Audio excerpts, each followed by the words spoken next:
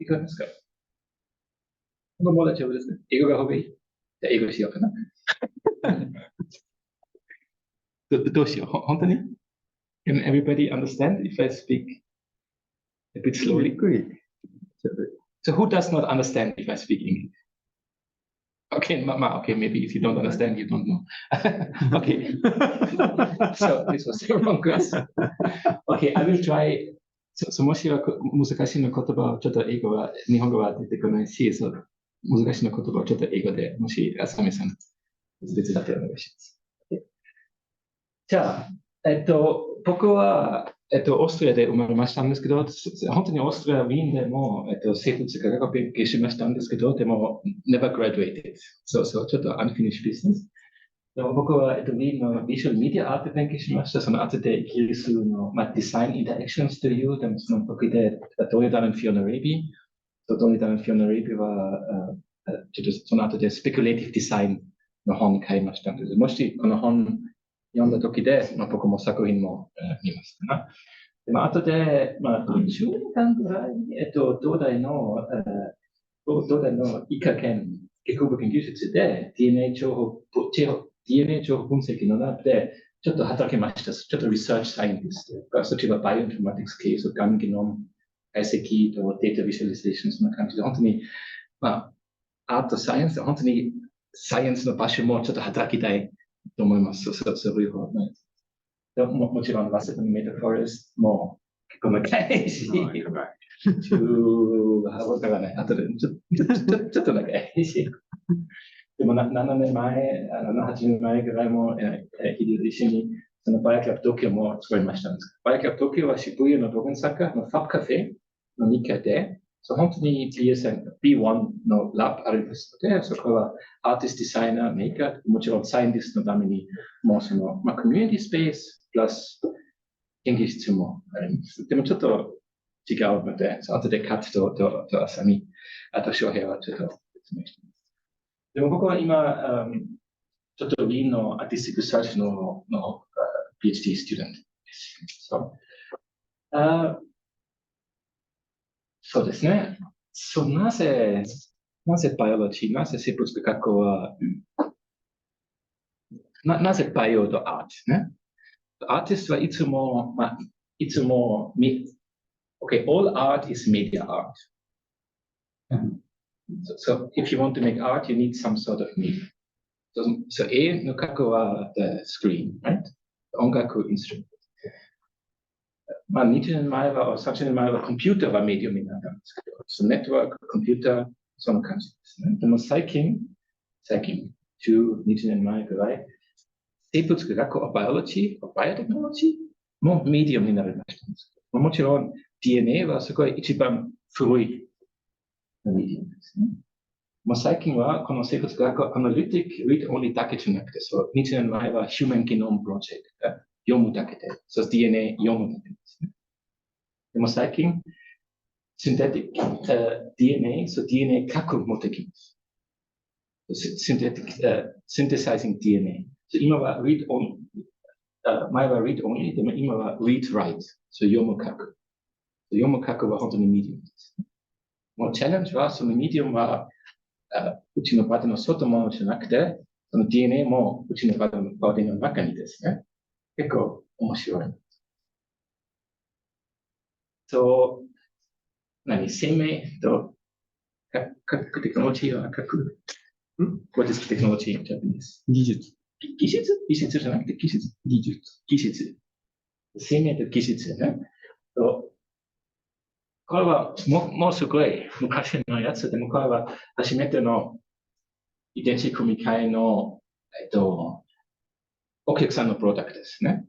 そのまでは、ソイとライスでも、これは本当にトマトの作ったの遺伝子組み換えのものです。これはアメリカだけ、アメリカでその遺伝子組み換えのトマトを買いますけども、これは、できたという問題は、このトマトは全然美味しくない。そしてちょっと誰も買ってないし、本当にこのちょっと遺伝子組み換えのやつは、皮はちょっと太になりましたんですけど、トランスポートのために、そこはすごい良かった。すごい綺麗し、でも美味しくない。そして誰も買ってないし。でもアメリカはそのルールはちょっと違うですね。例えばヨーロッパ、日本もその遺伝子組み換えはちょっとクリティカルですね。何のために安全なやつ、そのちょっとクリティカルなね。これは覚えてる？覚えてないと思います。でも読んだことがある。この何ですか？鳥でシープ。筋の鳥ね。なぜはこれは大切です。これは初めてのfirst mammalian clone. Right? So本当に、なぜ鳥 it came from a cell, yeah, from the胸のtissue. And they put it in the new cell, and they after many tries, they succeeded in getting it genetically identical. So 遺伝子組み換えじゃなくて、でも本当にでも植物クローニングはすごい簡単ですね。でもマメリアンセルスはすごい難しい。これはすごいマイルストーン。そうそう、YouTube。こっちもう見たことがある？ワカンティ、チャールズ・ワカンティ。ワカンティは、もし、この2月、3月、オーランカツのシンビオティカスぐらい大事なのアーティストグループ。シンビオティカス・オーランのようなのは、この時間ぐらい、ハーバードの学校で、留学じゃなくて、ビジティング、リサーチだった。これ遺伝子組み換えだったどう思う？ Is this genetically engineered? Yes or no? No? なぜない？手術でなんですって、家で、自家的に作ったか。そうね、それもちょっとスカフォーリングね。その耳みたいなスポンジ作ったんですけど、その後でネズミの細胞を入れて、その一番最後は、このネズミのスキン、肌、もしたんですけど、この写真撮ったらすごい、次の日はこの形じゃなかったね。でもその写真をみんな見るときで、遺伝子組み換え。すごい。Now, you can make ears on the back of the mouse. Of course, Symbiotica and maybe Stellac. もしくはこの Stellac, 別の artist who has an ear. こうじゃない？So he has an ear here, so he can listen. Here, so Stellac さんも何回来ましたんですけどね。でも、その違いもちろんこの Human Genome Project ね。10年、17年、15年間ぐらい、一つの Human Genome シークエンスしました。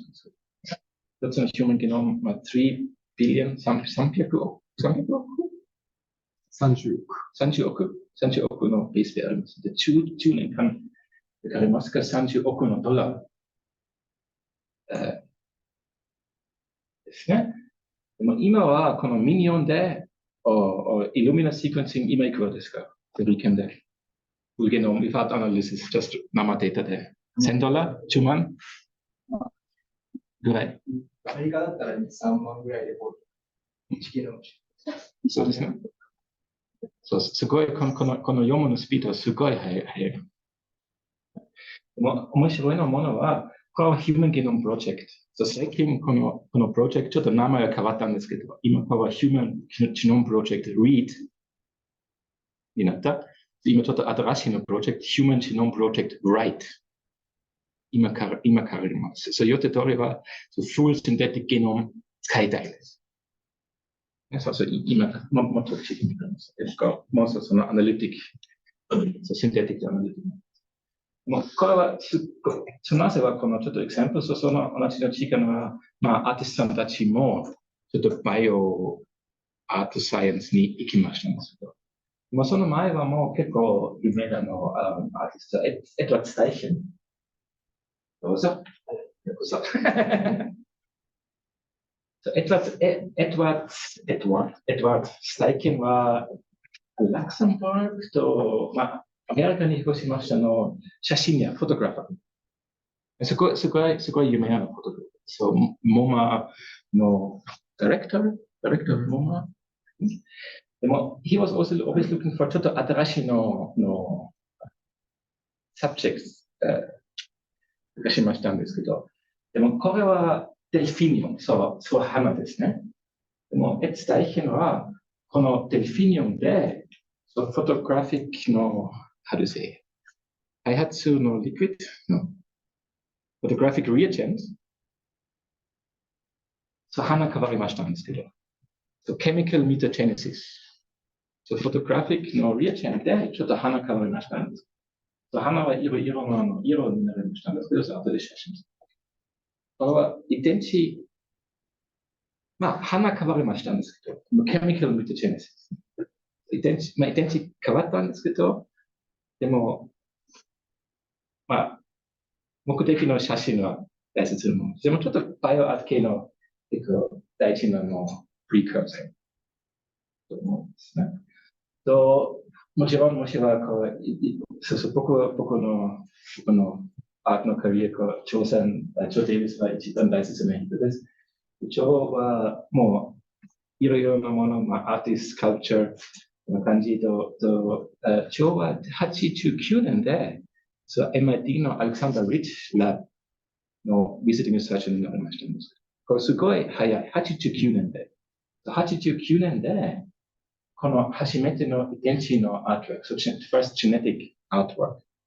So he made this このシンボルはバイナリーになりました。後でこのバイナリーコードは、後でこの DNA メッセージに翻訳、translate、翻訳しました。その後でこの小さなフラグメントはバクテリアにありました。これは初めてのジェネティックアート、マイクロビーです。ね、そう結構説明をするんです。もうちょっと99年で、マータ・デ・メネセス、ネイチャーのクエスチョンマークね。これは、アゲハ蝶ですね。でもこのパターンは、新鮮のパターンじゃなくて、もう遺伝子組み換えですか？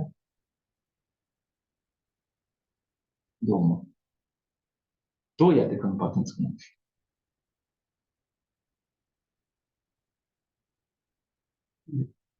なんか目の模様が左右で非対称になってるっていう、そこのところの、多分右側の方をサイズが違うっていうのを人為的に作り出してる。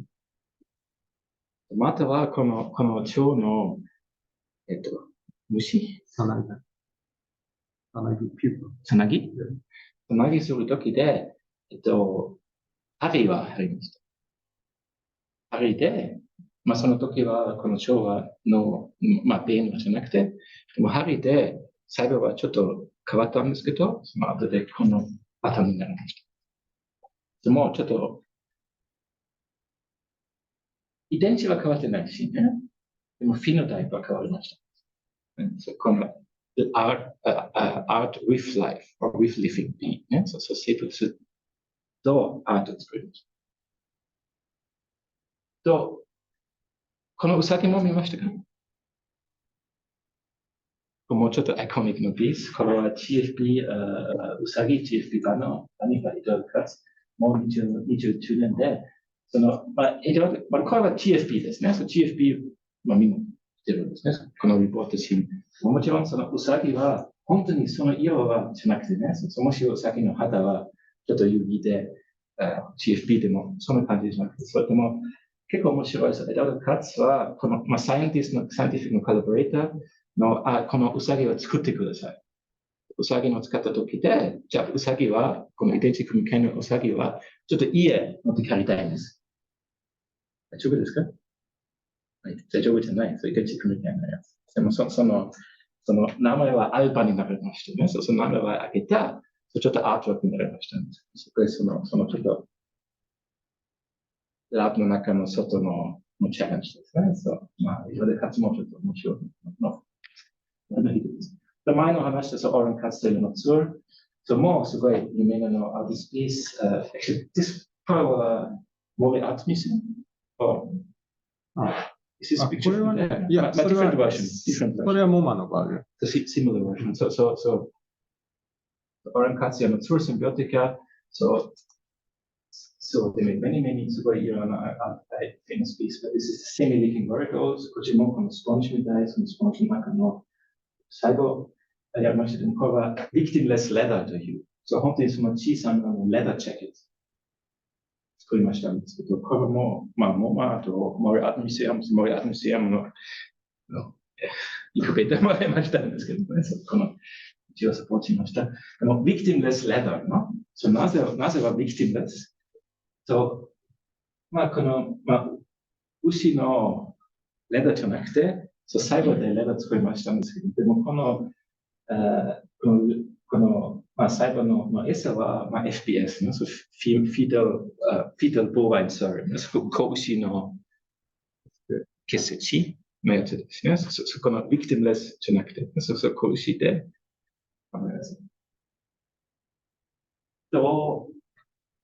これも結構大切でもちょっとforgotten artwork。ヒーフパンティングはもう98年で、バイオテックホビーストマガジン。ちょっとメールマガジンみたいなものを作りました。メールマガジンで、どうやって家でラブ作ります。どうやって家でサイド作ります。どうやって家でDIY ブランティッシュカット使います。もうすごい DIY バイオの、初めての DIY バイオのヒットと思いますね。本当に別の DIY バイオはもう25年ぐらい、アメリカから来ました。ヒーフパンティングもすごい大事なヒットと思います。この作品は Natural Reality Super Weed。ちょっとその3頭の遅延シーツのためのちょっとクリティカルコメントで。この種も、この Roundup Ready のヘビサイドもレシステントです。普通のウィッチじゃなくてスーパーウィードになって、ちょっとこのクリティカルなやつが後で。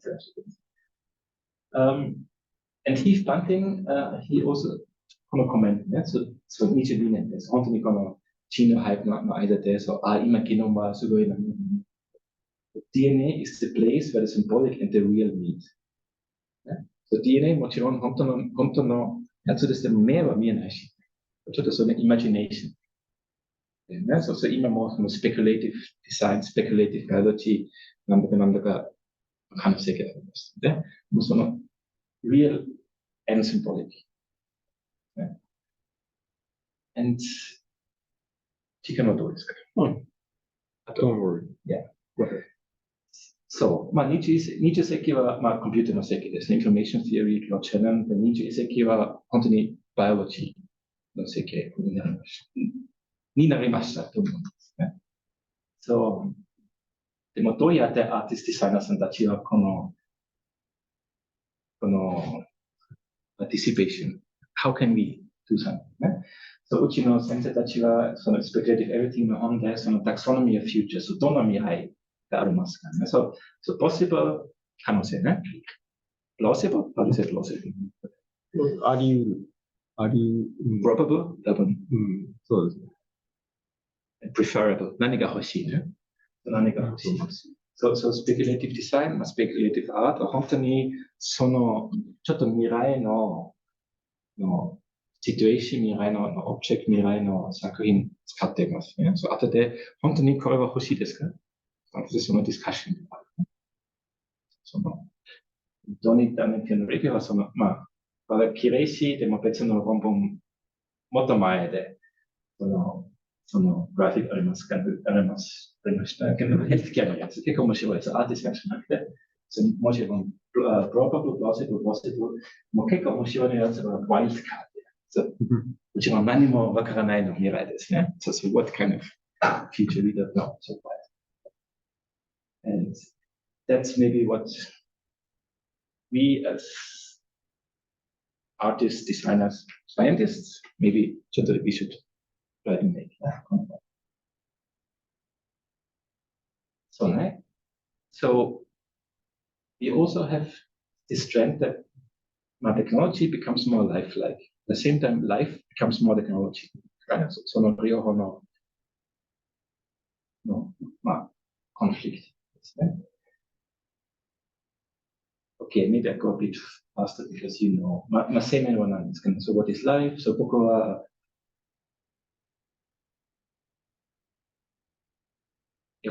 学生時で、この5つのScience of Life なんですね。もしは今変わりました No, it depends on the scientist. So. Yeah, so growth, something needs to change. Yeah?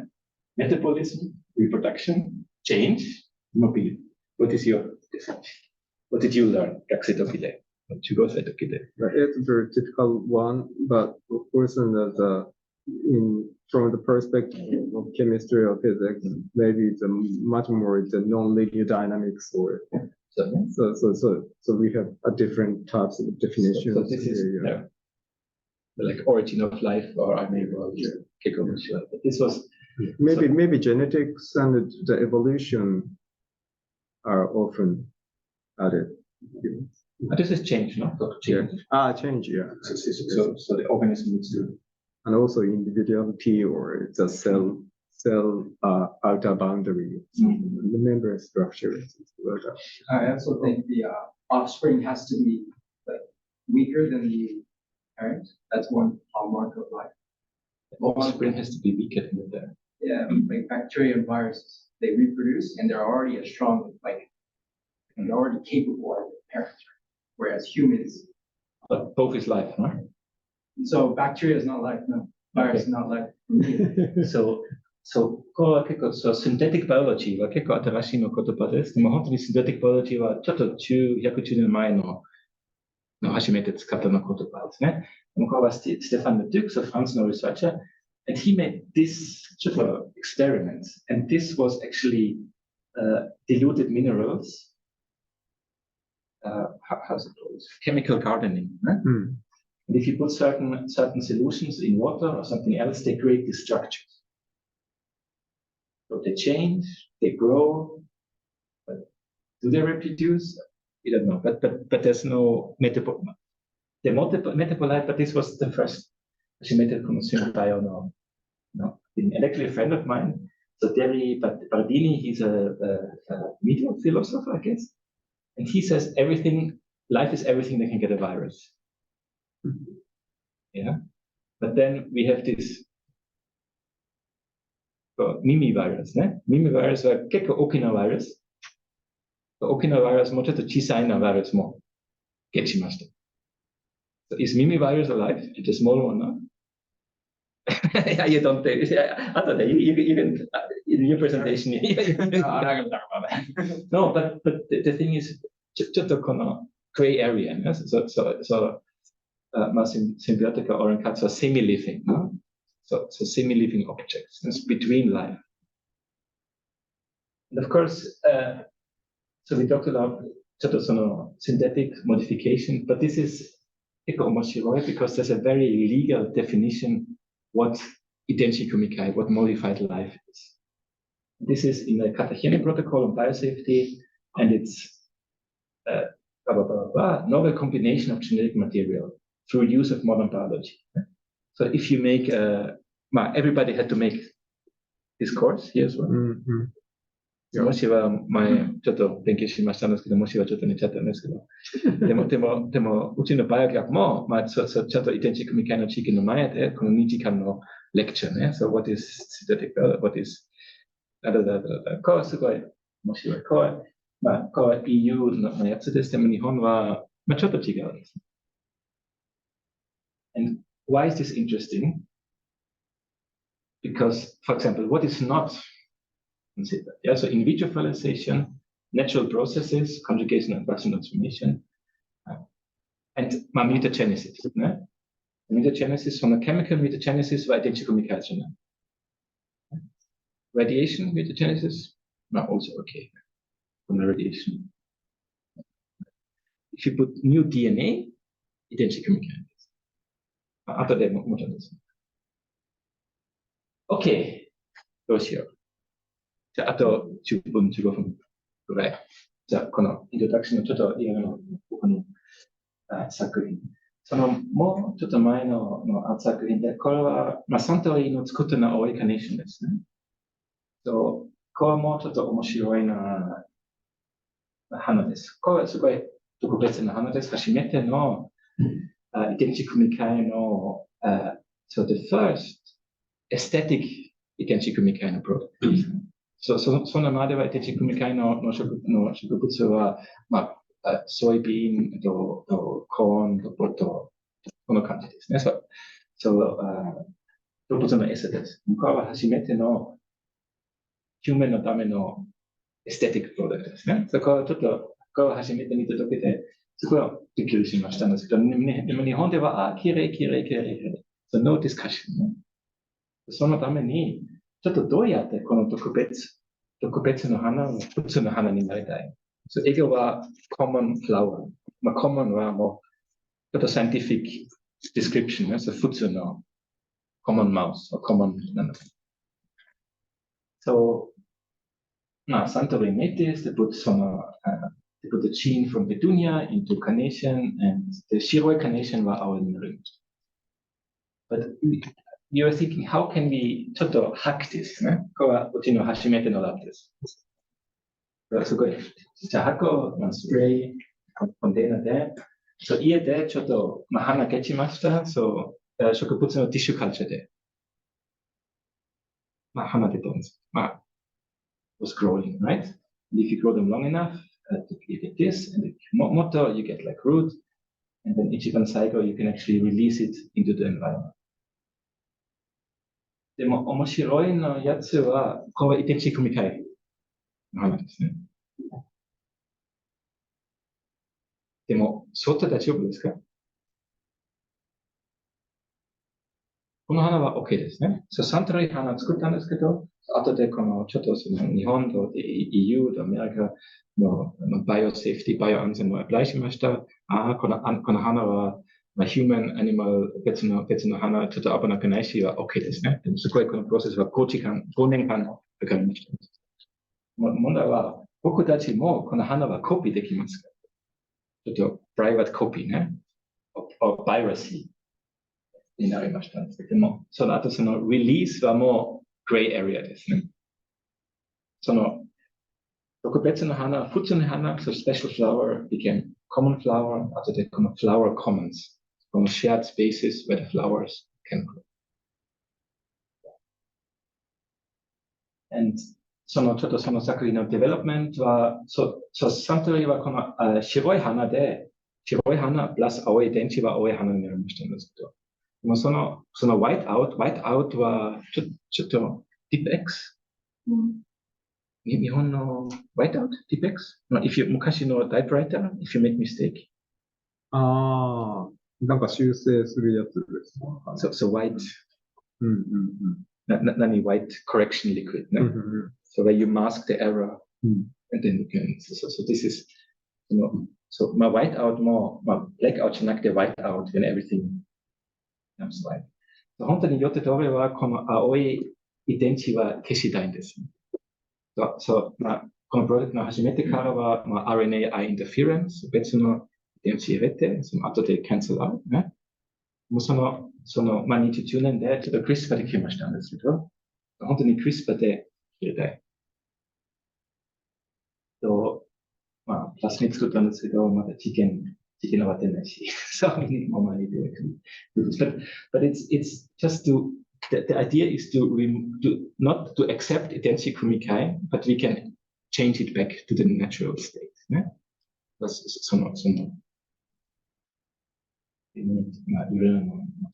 So exhibitions always look like the work in progress. The plants are growing.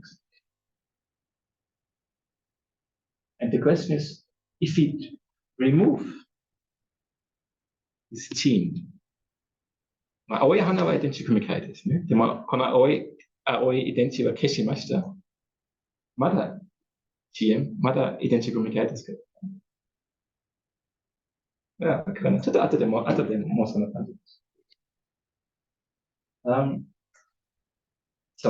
これはもう、ongoing。セボのバイオアートはいつもすごい時間かかりましたんですけど、すごい、everything is いつも ongoing ね。But this is also, speculative でもちょっと real question。behind it. And this is copyright healer. So healer 細胞はみんな知ってるですね。誰が知らないですか？ヘラ細胞。じゃあ教えて。わからない。はい。人のバイオ細胞で一番なんかメジャーというかよく。はい。ありがとうございます。そうです。ヒーラーは、このヘンリエッタ・ラックスね。ヘンリエッタ・ラックス。そう、51年で、そう、がん、セルカルキャンサーのがん、しましたんですけど、そのお医者さん、ちょっと70年前はこの細胞のサンプルをゲットしましたんですけど、この細胞はがんだったね。がんの細胞はちょっと変遷しましたんですけど、普通の細胞は、1週、2週間ぐらい死んでるんですね。でも、がん細胞は、このがん細胞は死んでないし、70年から世界中のいろんなラボで、その細胞は生きます。ね、そう、イモータルセルラー、ね。結構ちょっとコンフリクト、because Henrietta は、Black American woman, there was no consent, so ちょっと difficult history of the cell line. And that's how they look. So 本当にその普通の細胞じゃなくて、ちょっと、がんみたいな。そう、その細胞があるんですね。二つのものは。この写真見たことがある。これも8、7年前ぐらい。写真屋さんは、ボーニョにいたんですけど、カメラにいた。後でこのお猿さんが来たんですけど、お猿さん自分の写真撮った。いや、お猿さんセルフィーです。問題は、このセルフィーのコピーライト、誰のコピーライトですか？写真屋さん？でも写真屋さんが写真撮ってないね。お猿さんコピーライトできますか？なぜできない？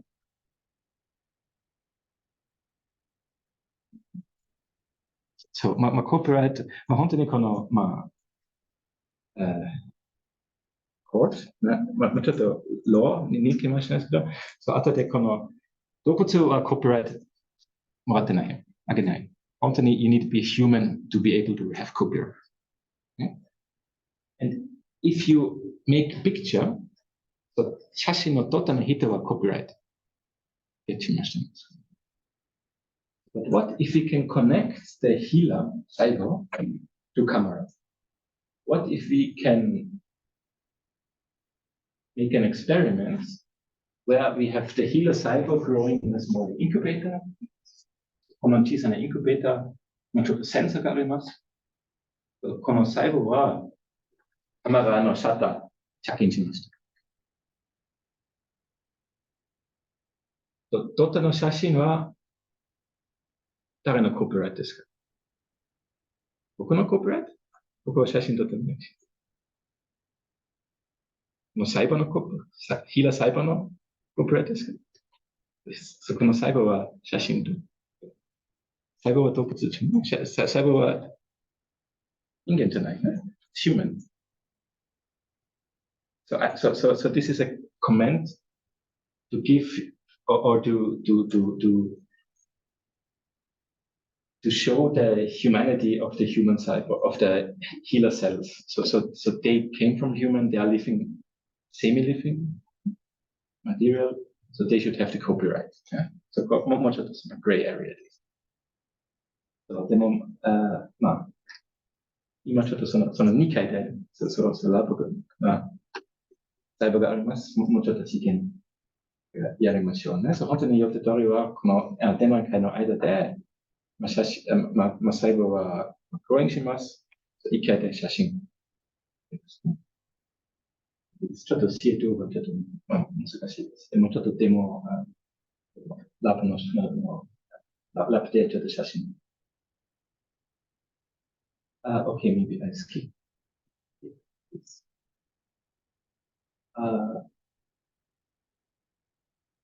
これはすごい僕は初めてのバイオアート。そのまでで僕は本当にメディアアート系の人ですね。すごい、サウンド、ビジュアル、コーディングそんな感じ。この22年で、ドネダのフィノレビと一緒に、RCA でプロジェクトの話、バイオプレゼンスね。すごいシンプルな idea ですね。DNA は、全部の生き物は DNA があるんです。バイオスは DNA じゃなくて、バイオスは RNA ね。面白いなやつは、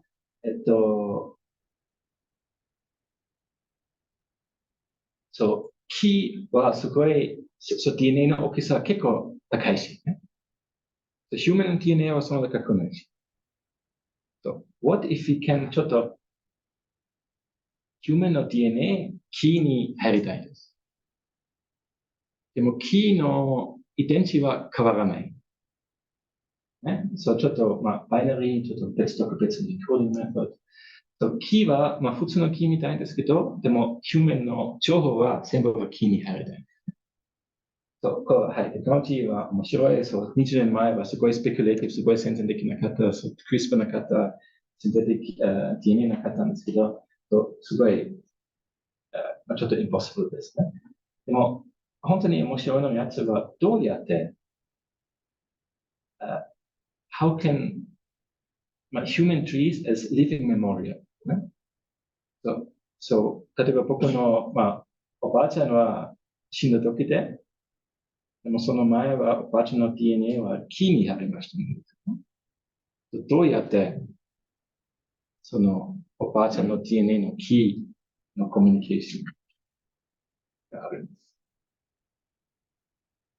す。プラスちょっと英語のジョークね。クレニー・スミスのこのリンゴは、英語はクレニー・スミスのリンゴの名前ですね。グレニーはグレニー・マタ・スミス。そのおばあちゃんの DNA のリンゴは食べますか？ちょっとわからないね。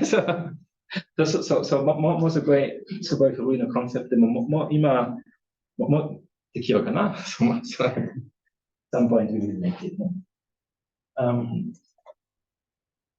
So this is a new work goes in the cell where we ちょっと初音ミクの、みんな初音ミクはしてるんですけど、初音ミクは声、写真、ビデオ、でも初音ミクは心がなかったんですけど。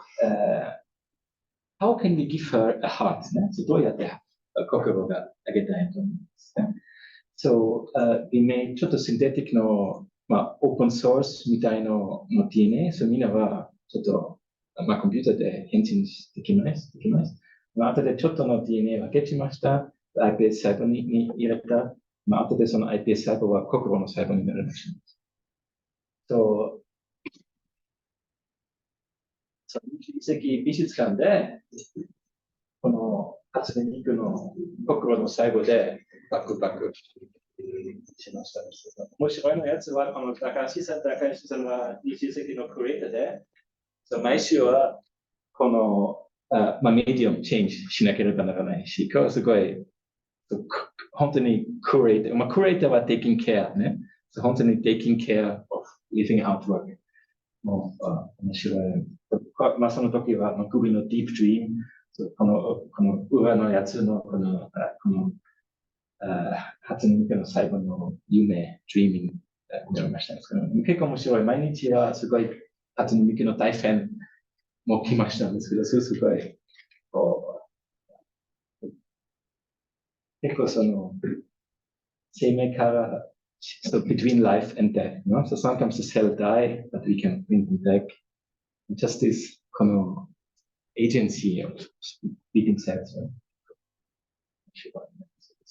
Synthetic version. Okay. So, who is computer programmer here? Computer programmer 誰ですかね? Who likes Python, JavaScript? You Perl, no? You do Perl. みんなバイオインフォ系できますか? Python? JavaScript? C++, okay. C++. そうですね。esoteric programming language 聞いたことがある? esoteric はすごい面白いな。でもちょっと変なやつ。でももうナノエンピックというの、ナノバイオインフォのコンバージョンスがこの専門ディスプリン一つになりたいの。これもちょっとためのコメントですね。エソテリックプログラミングラングジで本当にできます。Turing Complete、センテナチョーでも結構面白いです。例えば、インターカルで、ここは Hello World。タイプ、compile、Hello World ですね。まあ、ブレインファクというのをすごい、このシンボルだけ、こう、コムね。こっちも Hello World です。こっちはwhite space。ちょっと見えないし、でもこの space、up と carriage return、enter。もうドキュメントで、コンパイルするときでもう Hello World ですよ。そう。もし、まあ、このプログラミングラングジになりました。もしは、まあ、ATCT もプログラミングいるかな。もしはこっちも Hello World になりました。もしはこの DNA でプログラミングラングジになりましたんですけど、まあ、このコンピューターのオーガニズムのチェンジ的なね。そう。programming language for carbon and silicon based. So carbon, silicon based life formsのコンピューター、ね。もしは、cross compilation ね。So DNA は本当にプログラミングできます。もしはプログラミングは DNA になりました。Genes as programming ね。So programs as genes ね。コンピューターバイラスね。そう、両方の、本当にコンピューターバイラスは DNA になったんですけど、もしは、まあ、RNA バイラスは、でも、ファンクショニングはちょっとここはチャレンジですね。そう本当に両方でファンクショニングが欲しいですね。そうまあ、でも面白いのは、このバイオインフォのこのメタフォースのミクシングですね。そうまあ。だから一番最後のやつです。もうちょっと、前のこのトマトも話しましたんですけども、でも日本では最近はこのクリスパトマト、アバトマト、聞いたことがある？何ですか？何でしたっけ？名前だけ。ガバトマト。そこは結構面白い。このトマトで遺伝子はちょっと消しましたんですけど。遺伝子は消したんですけど、そのトマトはガバ作った回になりました。面白いのやつは新しい遺伝子入ってない。そして日本では、このトマトは遺伝子組み換えてないよ。そして、このトマトは今僕の家とカットの家もゲッチしましたんですけど、ここは全然 OK ですね。ヨーロッパではこちら遺伝子組み換えです。日本では遺伝子組み換えです。このトマトはゲッチしましたんですけど、すごいゴーチャスの説明会ももらいましたんですけど、はい、ちょっと消した。はい、ゲッチしました。ちょっと元気じゃない。まあ、LINE チャットもありますか？みんな、すごいいいね。まあ、今トマトシーズンが結構終わっても、この種はまだ。本当に、よってどれは、どんな DNA は消しました。次は、この DNA は作ります。その後で、この missing DNA はもう一度入りたいんです。そのトマトは、前のトマトと僕の作ったトマトは遺伝子、ゲノムは同じですね。でも僕の作ったトマトは本当に遺伝子組み換えですよ。でも同じですよ。ちょっとそのリーガルのやつはチャレンジしたいと思います。そうですね。この、前の同じの GMO です。はい、一緒です。ありがとうございます。すみません。仲良くなりました。はい。ありがとうございます。だから、じゃあ、二人に行く前にここでショートクエスチョン、ぜひ、お願いします。Maybe Shohei, do you mind translating for Kat? Yeah, sure. I think that's the best, so you can concentrate on just in English. What, short question? Okay, sorry, let's do it.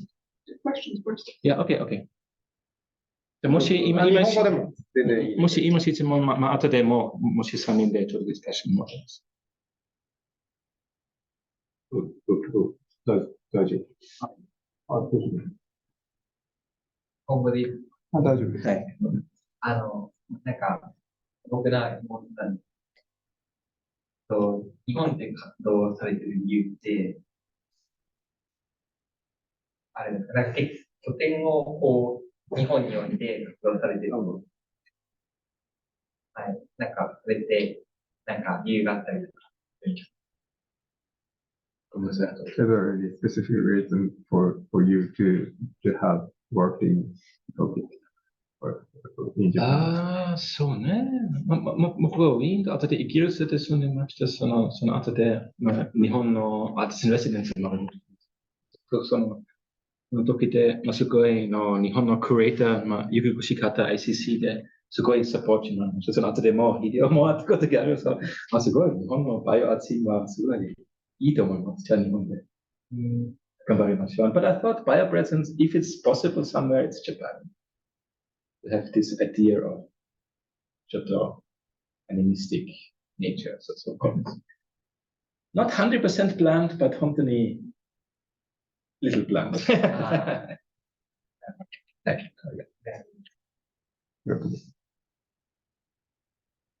Thank you for your great presentation. I have a question. ちょっと日本語で質問します。英語は上手ですよ。ちょっと日本語で。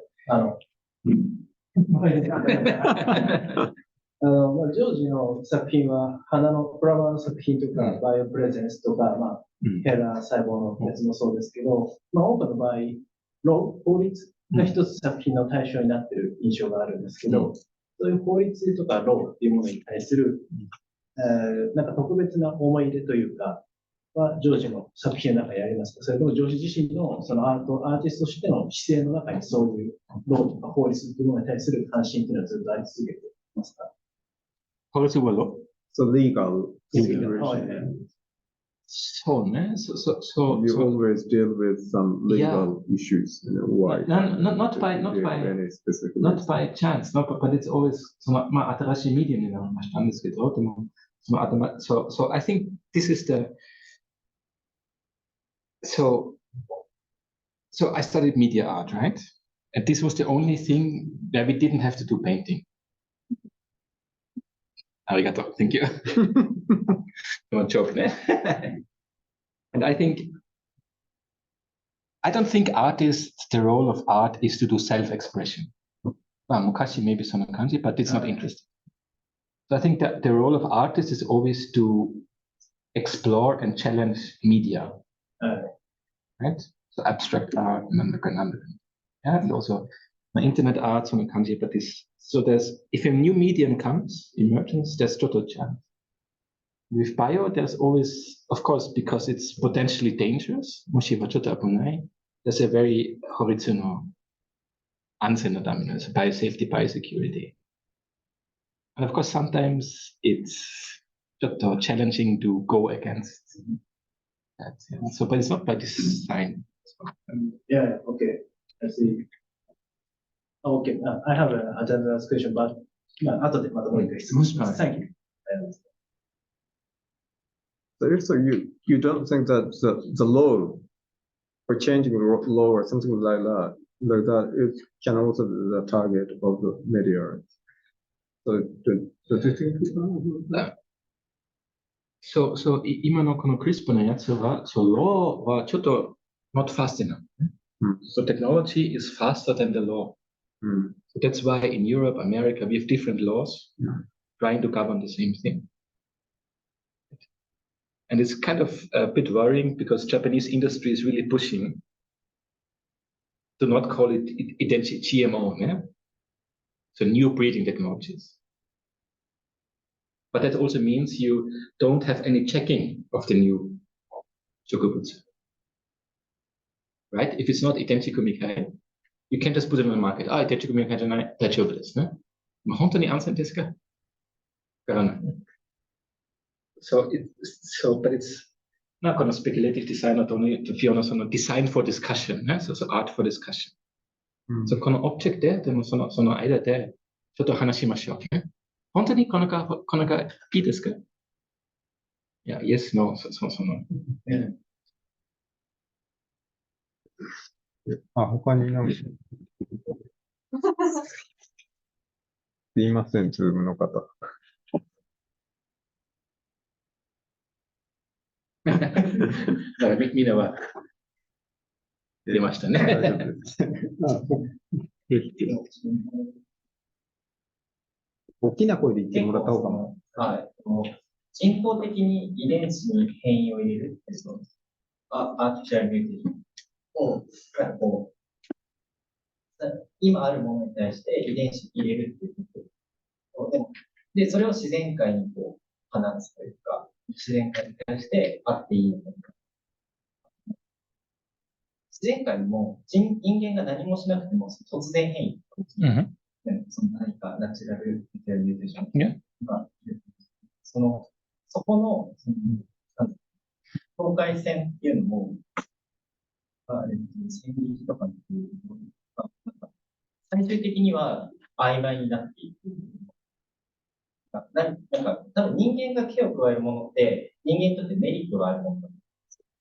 逆に、その人間にとってメリットにならない人工的な突然変異とかっていうのを、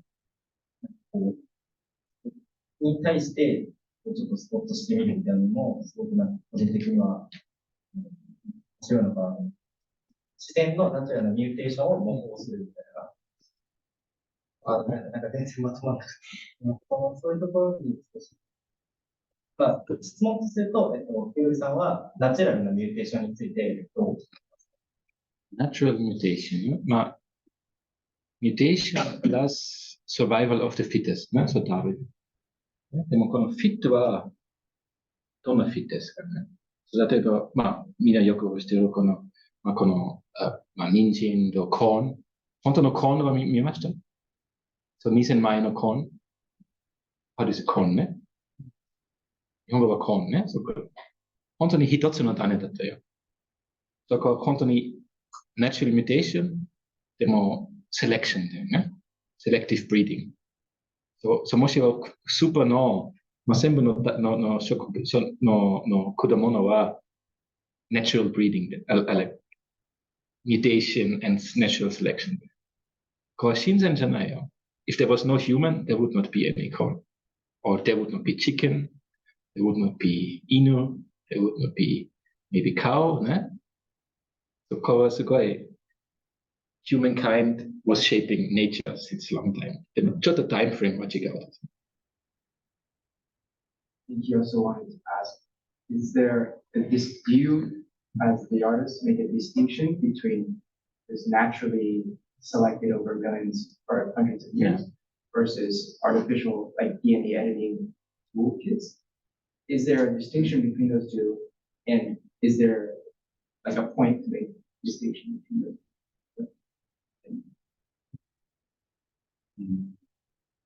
So, I mean, what's happening right now? So people make mutations with CRISPR to have a functional plant.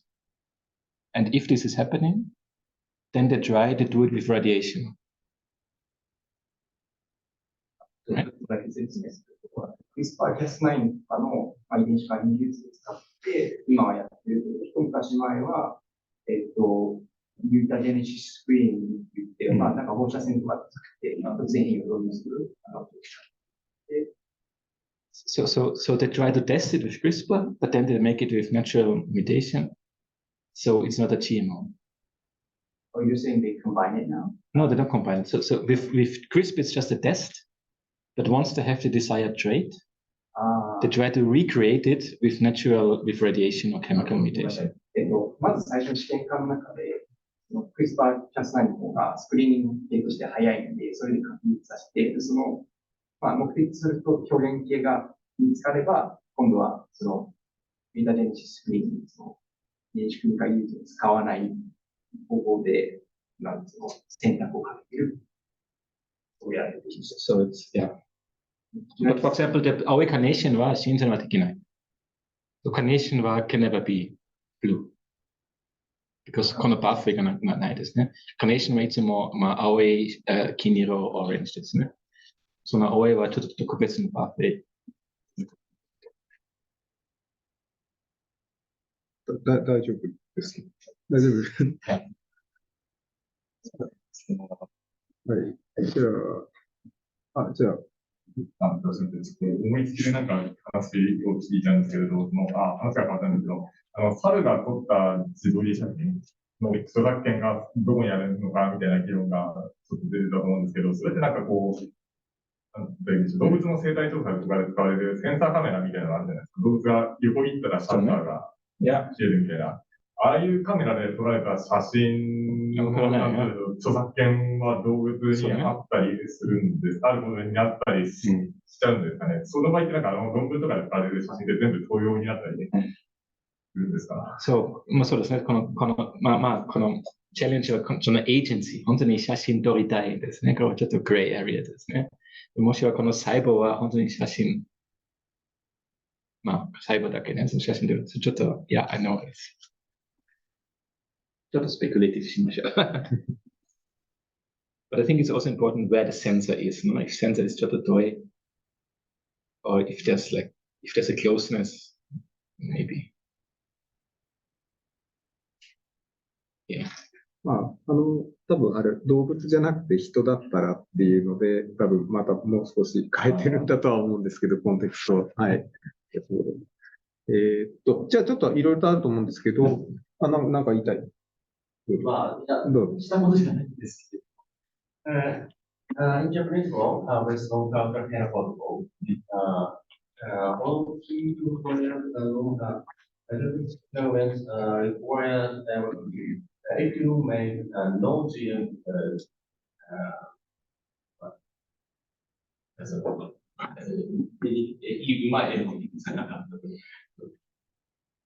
GM でリプロデュースでノー GM を作った場合、ジャパニーズギャルメントはそれを作ったので、もはやそれは GM じゃないっていうのを、報告することを進めますっていうふうに、よくわかんない解決法をしたんですけど、あれはナンセンスだと思いま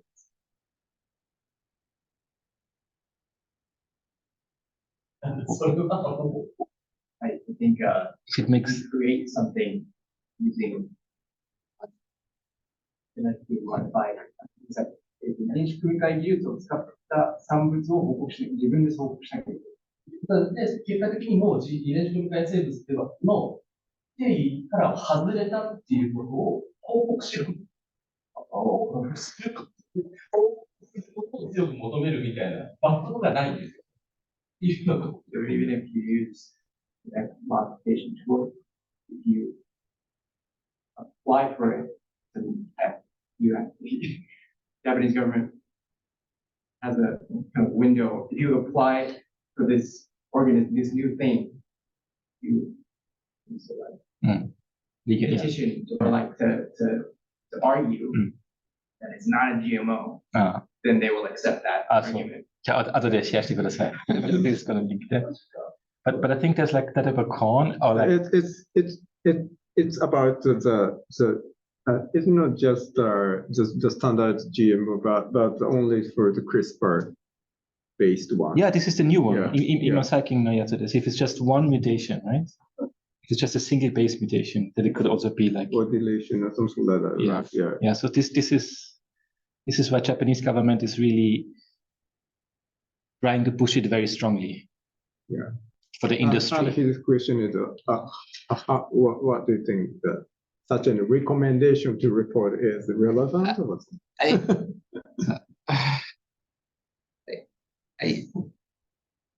I still think that GMO identity, there's a regulatory, it's called a regulatory framework, right? So we need to answer no checking. And if we have now with CRISPR, there's no checking. So maybe we need to have another way of making sure it's safe, no? So kono kanji, I don't know but there's also discussion with cisgenics and transgenics, ne? So cisgenics or 本当にこの動物をこのオーガニズムの DNA はちょっと場所が変わりますね。でも transgenic は本当に別のオーガニズムで。すごいこのいろんなのですけど。But nobody has the answer, no? But the tools are much more advanced than the legal. And this is the 結構面白い situation. So you're very すごい、みんなすごいラッキーですね。すごい、interesting times. Okay. Yeah, okay. Thank you so much. Yeah, ありがとうございます。Okay, so let's go to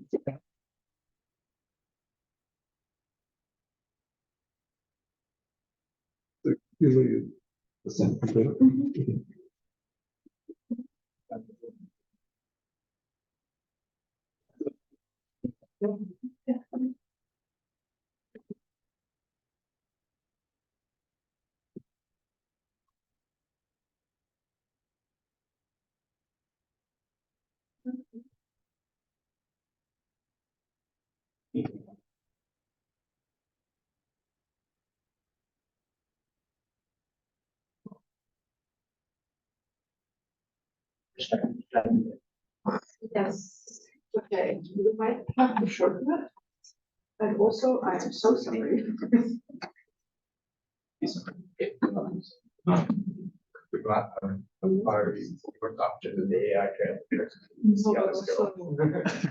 Without preparation, it's really about to find out. I've never done this before. Hi, everyone. I don't know. Shall we translate the whole thing? Or No, I don't think so.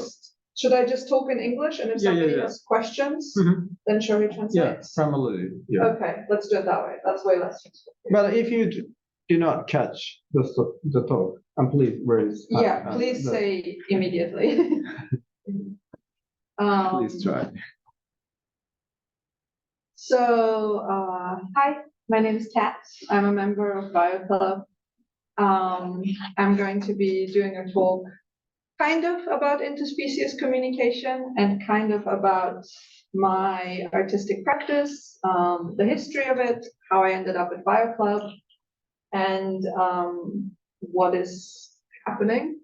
So I kind of added the same slides as Georg so that there is consistency. And I originally a filmmaker, which is kind of why I will talk a little bit about how BioClub changed my practice, because I did my bachelor in film, I did my master's in research, and then only when I joined BioClub did things change for me a lot. So I used to work primarily speculatively and primarily in writing and film. And then I became a part of BioClub, and starting next week, I'll be at MIT as an affiliate researcher. So the topics that have interested me always, ever when I still did like technology and media art, have been technology and politics, which kind of worked in one realm of my research practice, and then mythology and folklore, which worked in a different realm of my research practice. And there wasn't really a way to combine the two. I kept trying over and over, as I will show in some of the pieces that I've done in the previous years. And the only ways in which I could figure out some way to combine them has been, in one way, is through looking at materials and people's relationships with materials, and the other way with science fiction as a way of creating these kind of speculative worlds. So much like Georg was in the beginning of speculative art, by the time that I got introduced to speculative art, it had kind of become the norm and a little bit overused in media art. But I kind of thoroughly believe that fiction could be a part of academic work. So a lot of my academic writing confronts the ideas of how you can introduce science fiction and non-objective writing as part of scientific and academic writing methods in your papers. So this includes genreifications of research papers. So research papers that are still academic and peer-reviewed, but written like a novel, for example, or like an interview, or like a science fiction story. I do this because I kind of have this belief that, at least in my research, I don't want to separate myself from it. I am there in everything I do. I'm like a ghost in my own art, in my own practice.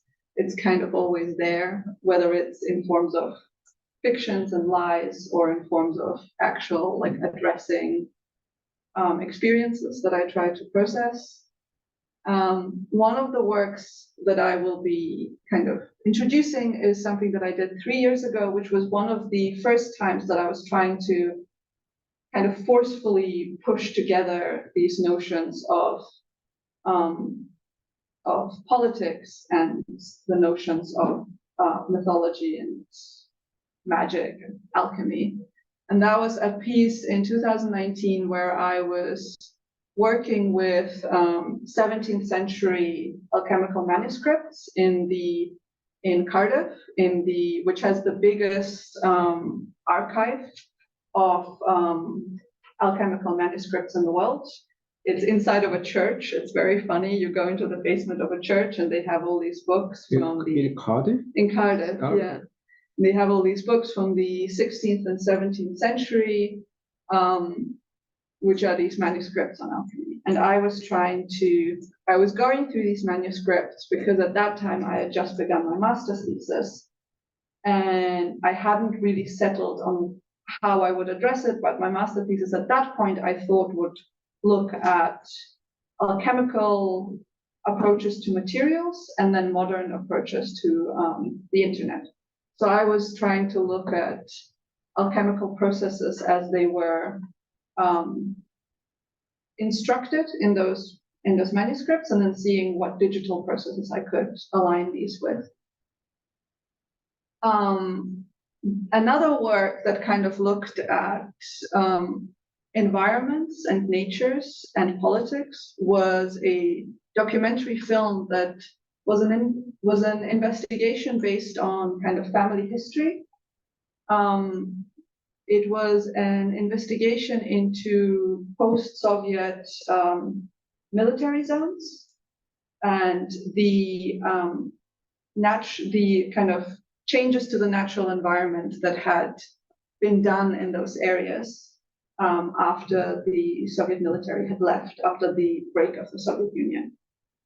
It was kind of a very personal investigation at the time, and it was a film-based investigation because it confronted my own family history because my mother grew up on one of those military zones. So I was working with a lot of archival material and family archive material with the photographs of kind of investigating and trying to find these zones because they were kind of erased from history books and they had no addresses because they were secret military bases. So I had to work with my mother's memories and my grandmother's interviews and my grandfather's interviews, and then also trying to access Soviet archives, which I had originally gotten permission for, but then COVID hit and the project had to be paused, and then global events changed and the project had to be paused completely because as an Austrian citizen, I could no longer have access to Soviet military archives, no matter what family history I had in connection to them. And I mentioned both of these previous works because they then both influenced my master thesis quite a lot. My master thesis was still prior to me getting introduced to bioart, was still my desperate attempt, without ever thinking about biology or nature, my desperate attempt of trying to look at science fiction and looking at politics and going, somehow they have to fit, surely. And I was looking at network models and alternative network models. So my whole thesis was kind of based on the thing of what does the internet actually look like? And how do we have to change the way that we talk about network models in order to actually talk about contemporary geopolitics? Because as a person that grew up bilingually and then learned another language, I was very aware of how much language impacts our communication. And it bothered me that in our general vocabulary, the internet was kind of separated into architectural models, one of them being the cyberspace where information resides, and then the other being the physical model of the internet. And there wasn't really enough opportunity within our terminology that allowed those two realms to coexist. We couldn't really talk about the physical internet and the geopolitics surrounding how materials are traded, where the fiberglass lines connect, and the information and censorship and propaganda that happens within the cyberspace of the internet. So it was very much a research thesis that looked at anything that happened online and then all the like physical information transfers that happened physically. And analyzing all of these pathways, the aim of the thesis was to come up with a new science fiction narrative. What kind of model could we design that could combine both of those existences? And the thesis ended up being a kind of science fiction storyline about the internet being like an animal that actually grows from the planet, a chimera of both planetary materials and animalistic life forms that grows from the center of the core of the planet into space, where satellites exist, and that it is all one unified sentient being through which information forces separate from the human, not built by the human, but organically growing by itself. The more information it gluttonously consumes and the more information is poured into it. And then I came to Japan and things kind of changed. When I came to Japan originally, I was still researching network infrastructures, and I was coming because I wanted to continue this research into science fiction and write multiple stories in which I would look at materials and constructions of network infrastructures and turn them into fictional folklore creatures, a kind of modern bestiary of folklore. And then I met BioClub, and Georg listened to a lot of the things that I had to say and would every now and then throw ideas my way that inspired me a lot, and also introduced me to something that had always bothered me about my practice, but I had never known how to fix. And the major thing of it was that my practice was purely theoretical. It existed only in text and only in speculation. And any prototype that I tried to make was only ever aesthetic.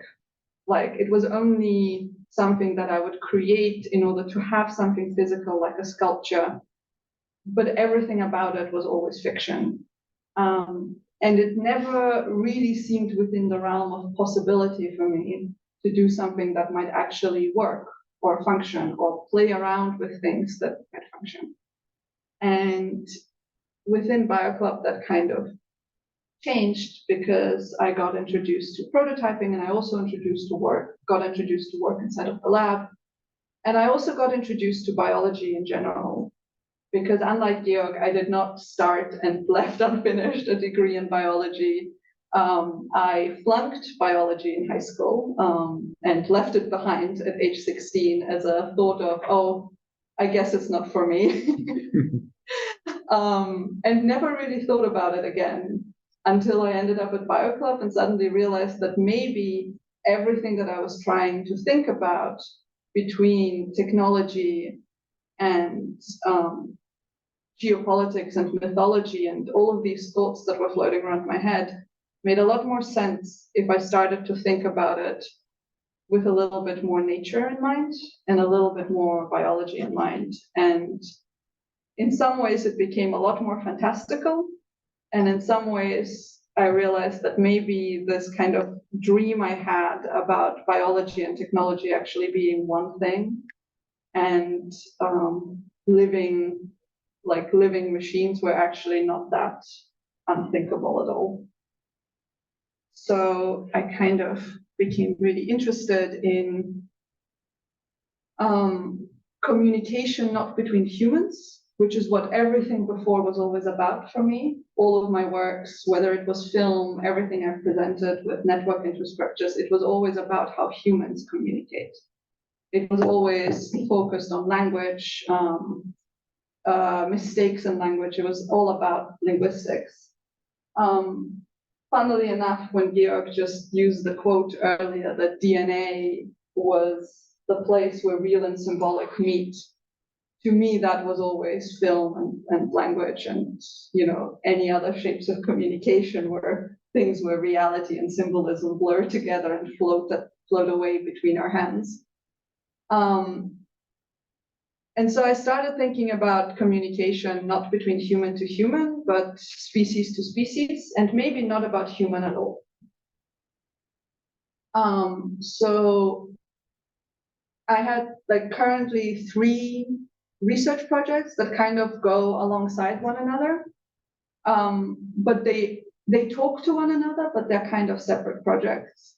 One of them is sentimental computation, which is still very technology-based, but is about a flip side of effective computing. So rather than designing machines that are non-triggering to human perceptions, it's kind of about our behavior towards machines now and our feelings towards machines as a consequence of effective computing.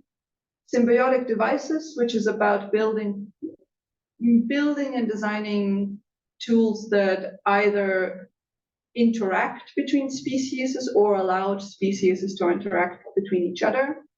And Web 4, which is a more completely speculative project, but I am still trying to figure out if it could work, which is a kind of bacterial communication via the internet. So giving bacteria access to the internet to communicate to each other without it being bacteria to human, but just bacteria to bacteria, but on the internet, because maybe it might make the internet a slightly better place. So what's communication? I'm kind of echoing Georg's question of what is life, because I never really wondered what life is. I just took it for granted. So it could be an exchange of information, it's language, it's all the things that I've kind of talked about until now. And the question that goes back is, every time I kind of talk about these projects, Georg likes to ask me, why? Also, do other species even want to talk to us? You're being very forceful. You're forcing them to talk to you. Maybe they don't want to. Maybe you're being very colonial and very problematic. So yeah, as I mentioned, a lot of this changed when I kind of did Fab Academy and Biohack Academy at BioClub and started the project Symbiotic Devices, which was in the 00 prototype was about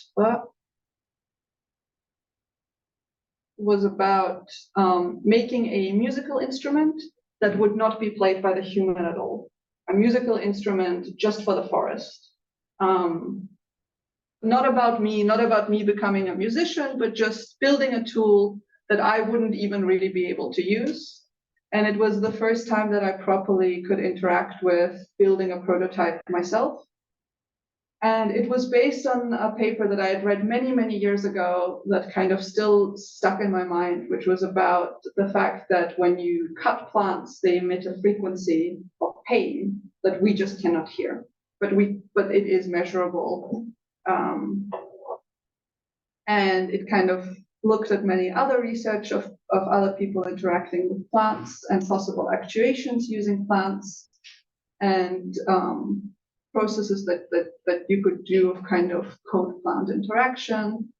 And then I started kind of my first attempts into kind of interacting and building my own little sports. And I first, before interacting with plants, I tried to see if it could interact with myself. And sometimes it worked, and sometimes it didn't. And then I started connecting it to plants. And then in the end, I kind of throw this picture in because it's behind the scenes, but I feel like it sums media art up very well, where it's like you get all these beautiful shots of the finished things and they look like they work, and in actuality there's like a laptop in the dirt hidden behind the leaves that still is trying to push energy to the whole thing. But overall, it did work. I had little sensors that I had built myself that I placed on the leaves of the plants. And as the wind and sun would touch and move the plants, the music would change. And that was kind of the very first iteration of a symbiotic device that I had like built myself. And then we kind of move into the Web 4 thing, which is still more speculative, but that's what I'll be doing at MIT, which is more about actual interspecies communication and kind of, you know, would other species like to talk to us? What would they talk about? Is there a point to even trying to understand it? And the first steps to that were that I wanted to build incubators that would that I would have to feed, kind of like on a Tamagotchi principle, that I would have to feed with my own attention and heartbeat, but I could also overfeed them using my heartbeat, but then my cells would grow inside. And the first step was trying to figure out what I would grow them on.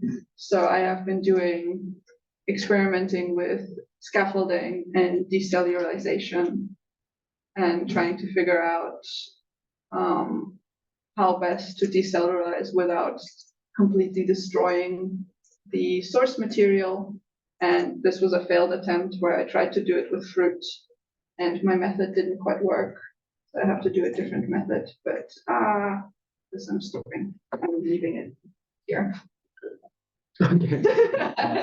Thank you so much. Many ideas. Or any questions? And okay, please. Thank you for your great presentation. And I have a question. I think your communication problem is related with problem of what is right. So you said that you can communicate with Tamagotchi. Yeah. So if so, the Tamagotchi is Tamagotchi right or no? I think that's going to be the question. Yeah, I've never really grappled with the question of is it alive, but I think that's going to be a question in that particular project is, does the fact that it can be overfed and it can die and the cells in it can grow into stems, like I would like to use stem cells inside of it, but I have not tried to do that yet because I am learning biology from scratch. So yeah. Right. Can you imagine what is the minimal agency which can communicate? So for example, for the lab, the biology says that the cell is a minimal unit. And what is the minimal unit of communication? I think is sunlight communicating to us? Sunlight communicating to us. Okay. Yeah. Is it? No, I'm asking, is it? Because I think if we're saying language is a type of semiotics, like a line of symbols and metaphors that we interpret, then I think plants and sunlight are communicating, right? They are exchanging information. A sunflower changes its path to follow the sunlight to receive the nutrition it receives from it. So it is a form of communication happening between the two of them in a symbolic sense. So maybe communication is at its very lowest an exchange of food on, nutrition. Yeah, I have a question to you. Right? Was cut out a little bit about non-objective writing. And I think in your work, you also like the paper cutting, you kind of cut it out all the eye. Even though the scientific paper and it has a lot of non-objective expression and some egoistic expression, a very objective expression happening in combined. So I think there's a culture. Yeah. I see some over that. Yeah, definitely. Yeah, I've always been really interested in that because when I was a teenager, I read a psychology paper that was written as a dialogue between a scientist and a colleague. And only at the end of the paper do you realize that he's just talking to a skull in a jar and that it's all fake. But the information is still all true. Like it's still a paper, it's peer reviewed, all of the research is real, but the way that it's presented was completely fictionalized, and it's just him talking to a skull in a jar whilst describing the thoughts that he has had about this project. And that really changed my whole attitude to academia later. I see. Thank you so much. すごい面白いです。あとは本当に1年間で、パパアカデミー、バイオ博で1年間で、結構、専門家が、でも今来週はちょっと3ヶ月間、2ヶ月間で MIT のビジティングリサーチになりました。すごい、このバイオキャップはセンディングオーガニゼーションが結構面白い。僕はちょっとサインしました。Excellent. How long have you been in Japan? 1 year. 1 year, only 1 year. Great. But そのバイオキャップといえば、バイオから MIT まで、翔平さんはちょっと理研、すごい有名な場所。なぜバイオキャップに来ましたんですけど。という話をすみません、ありがとうございます。はい。いいですか。はい。すみませんね。今、金曜日の夜の20時ぐらいですかね。皆さん、こういう勉強熱心なんだな。それが、私、先ほどご紹介に扱いました、浅見と申します。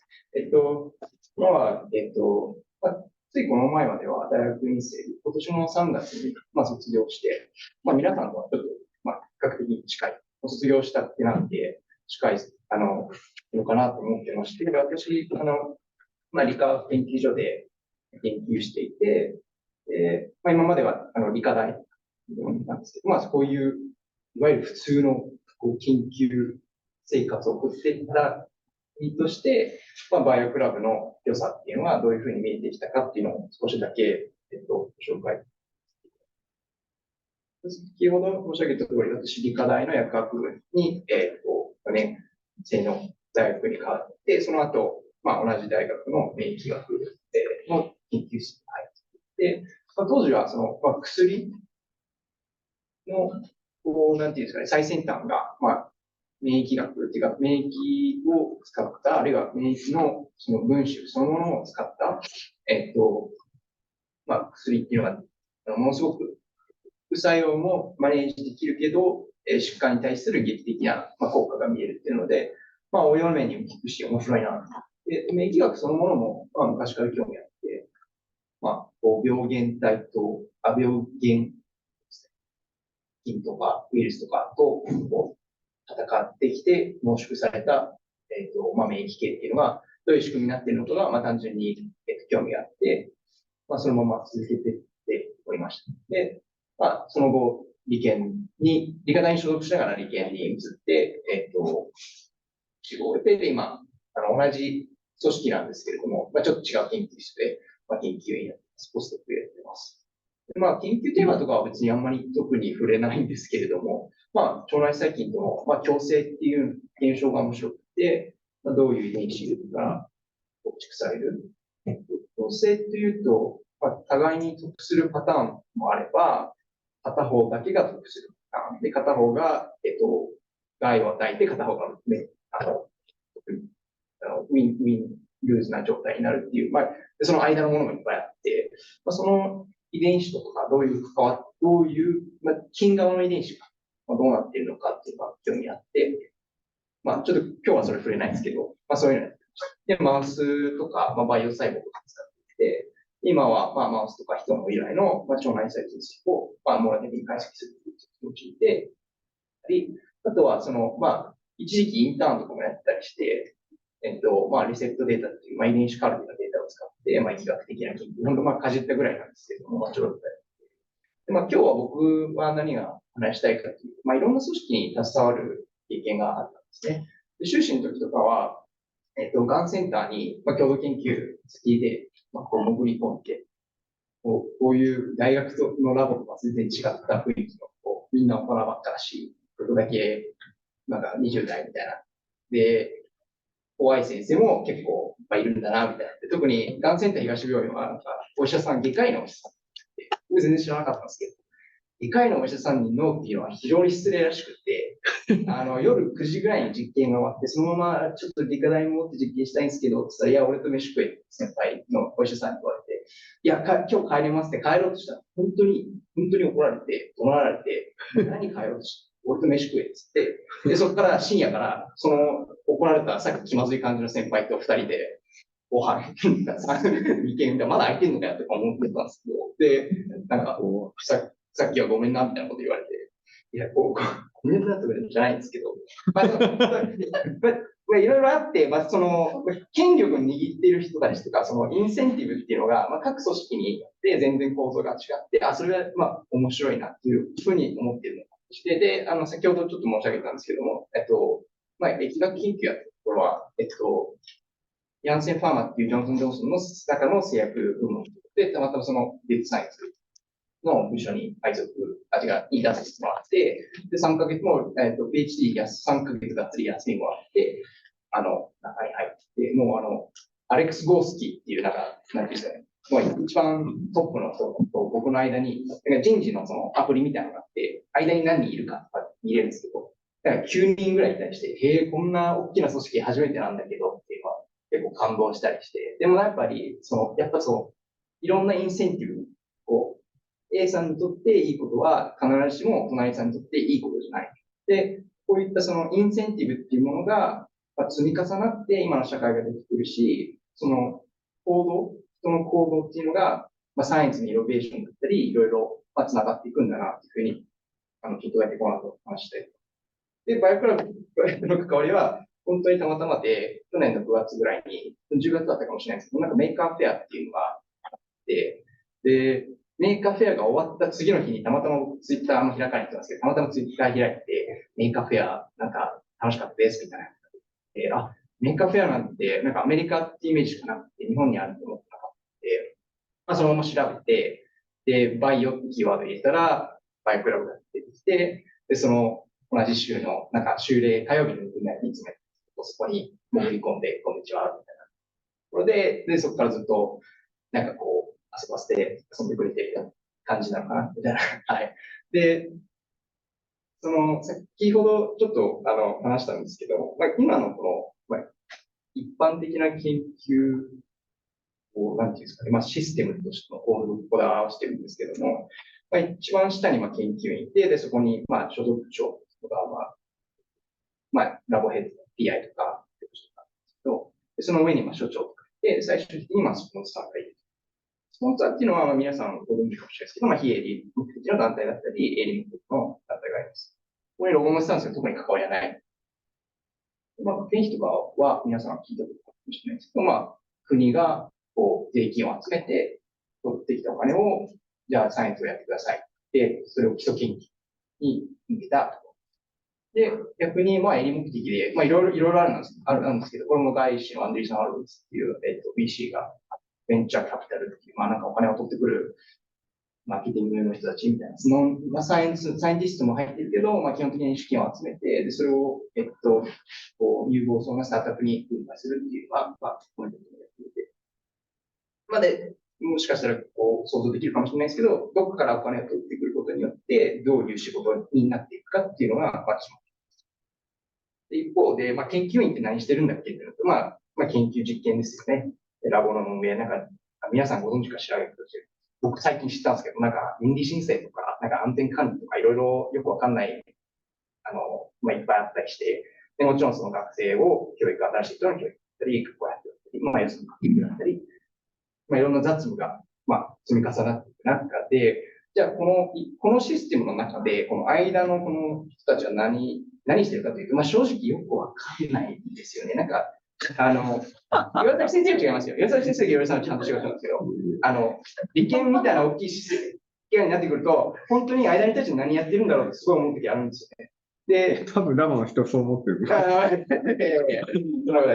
で、例えばなんか僕も勝手な妄想なんですけど、所長っていう人はきっとなんかマスコットキャラクターみたいな感じで、自分の組織を売りに行く。で、任期とかが短いんですよ。3年とかなんで、その期間でしかできないプロジェクトを立てて、雑務を賛成して、で、それを下に落として、で、それが最終的に分配されて、で、我々が仕事するというシステムになっているんじゃないかなって思ってまして、で、ここの中で、僕は研究やってる側として、研究が楽しいっていう印象が皆さんあるかもしれないですけど、研究がだんだん楽しくなくなるっていうか、研究をしなくなるっていう、なんかよくわかんないことになって、最終的にはやっぱ目的としては、英語だと演算って言うんですけど、この選択肢がどんどん失われていくっていうのが、徐々に進むと、わかるらしいです。はい。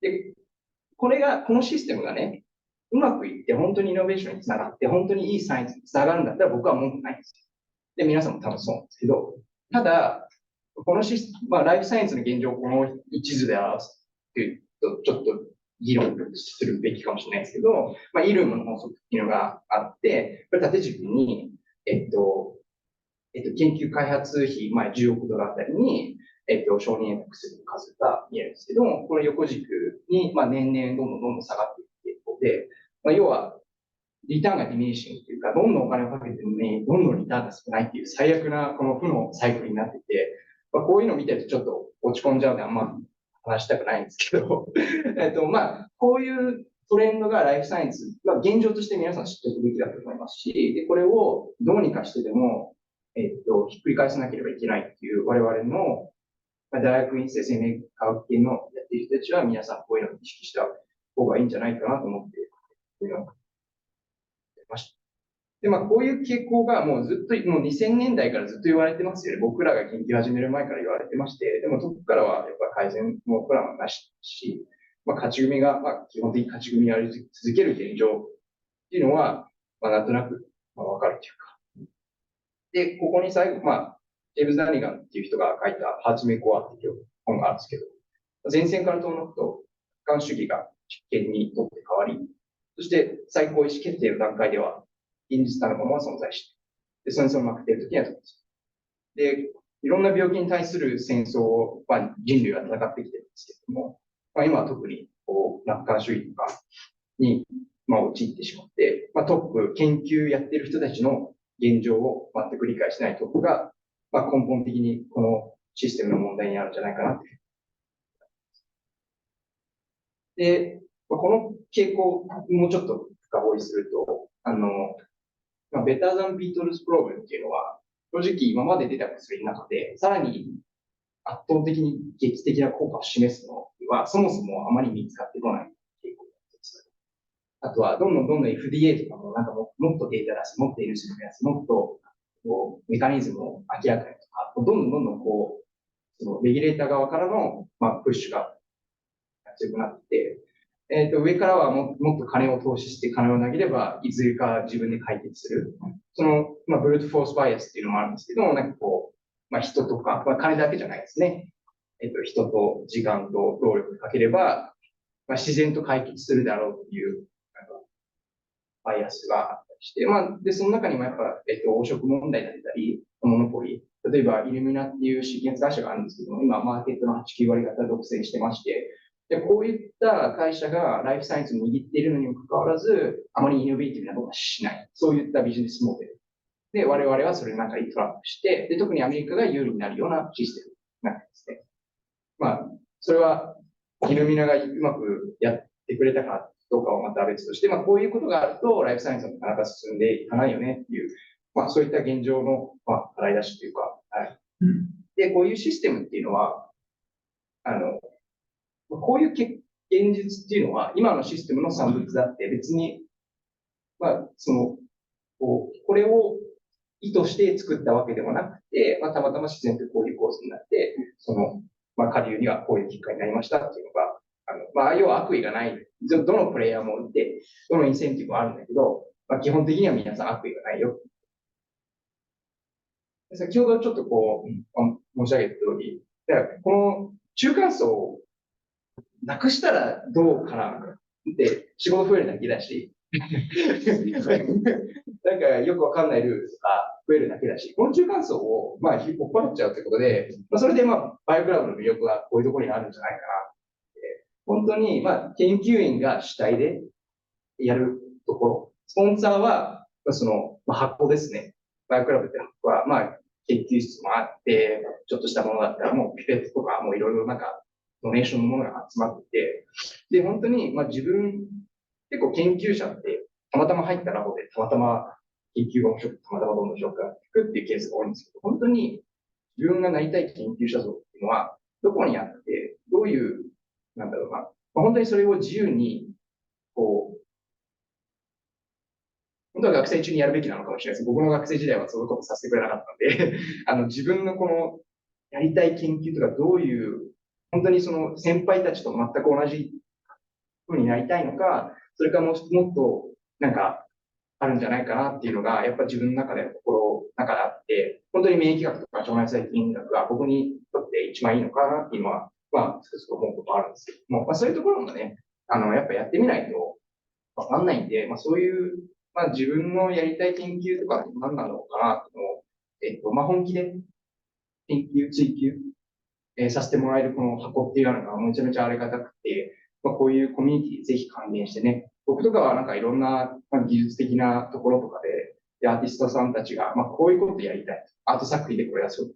で正直僕はアーティストバックグラウンドなくて、結構共感できないところあるんですけど、でも、なんかこういう変なことがしたいっていう、なんかすごいオリジナルな、独特な技術的な問題があって、そういうのとかすごい、問題があるところをヘルプするのが、私としてはすごい、で、経がうまくいって、その結果とかもね、つながれば、すごい嬉しいことなので、僕この1年ぐらいかけて、よく見て、どういうスペースなのかなっていうのを自分の中で洗い出すために、で、今後はじゃあ僕何したいかっていうと、ちょっとあんまいいネタないんで、皆さんぜひね、いいネタがあれば、募集してますんで、僕に、何らか、E メールかなんかで教えてくれると嬉しいなと思ってます。はい。ごめんなさい。短いんですけど、僕からは以上になります。ご清聴ありがとうございます。ありがとうございます。必要な、我々になってくると、若干耳が痛いことありがとうございます。はい。初心に帰らないと、改めて思いますけど、なんか、どうでしょうか。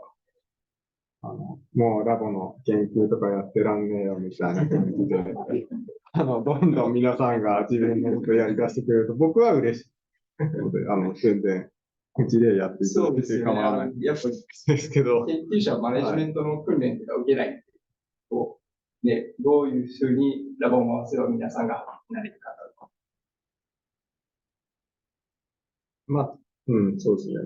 なんか所長とか所属層にだんだん近い、なんかそういう人が身近な年代になってきたんで、彼らの悲哀もだんだんわかるようになってきているんで、あれなんですけど、知らないからこそできることって多分あると。でもすごい貴重な話だったと思うんですけど、でも最後のその自由な研究をって言ったときにネタ募集しておられましたけど、いや、なんかないんですかでも、なんかやりたいからやりたいことはあるんですけど、ちょっと、なんか、これでいいのかなっていうのは、ちょっと、今回本当に、自分もちょっと、こんな感じで、こんなに、皆さんに、お話できると思ってなくて、ちょっといくつか考えてるところあったんですけど、一つは、結構僕、アート系のプロジェクトとか、ぜひやりたいなと思うんですけど、ちょっと僕、その素質がないっていうか、向いてないというか、結構、サイエンス、本当に基礎科学とこのアートの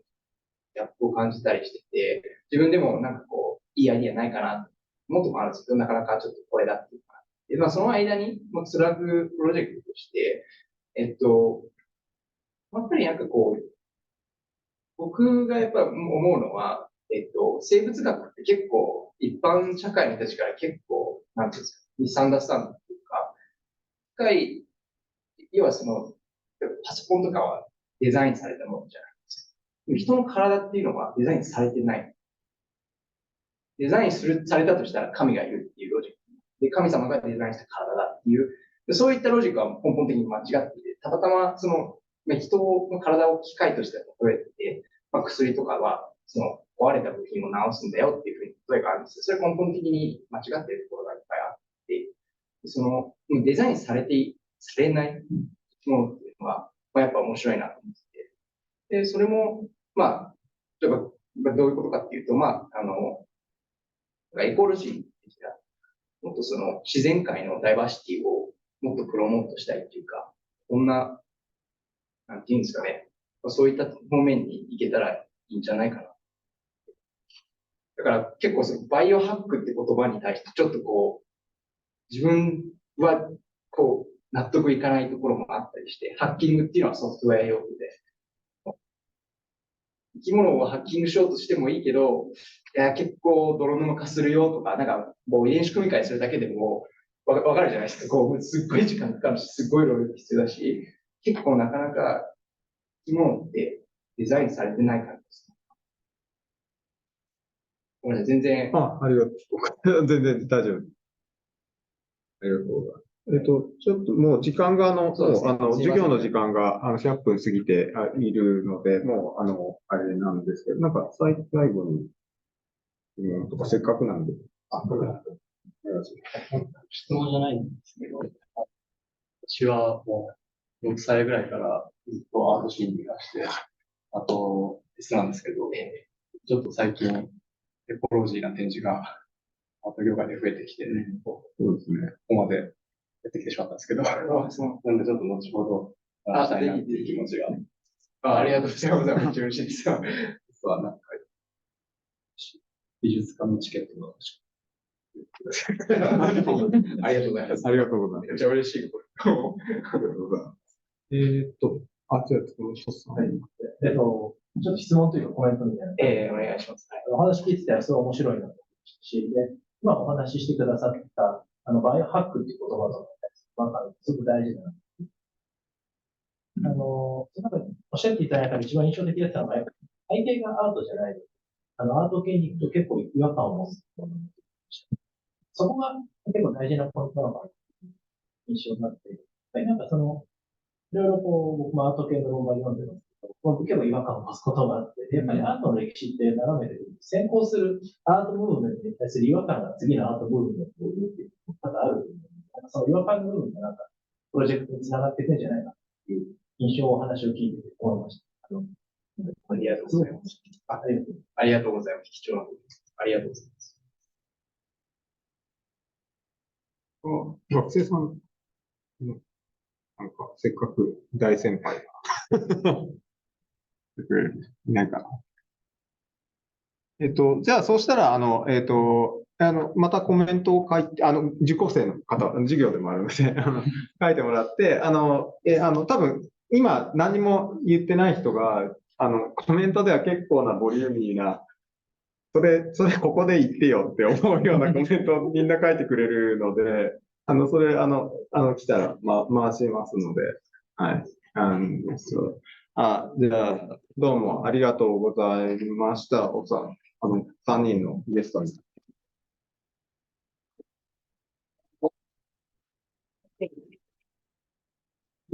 毎週火曜日7時で渋谷に。そうそう、渋谷の、バイオクラブの、7時にミーティングをやっていて、割とすごいフランクなので、もし興味があったら、ぜひ、バイオクラブも行ってください。はい、じゃあ、お借りします。お疲れ様でした。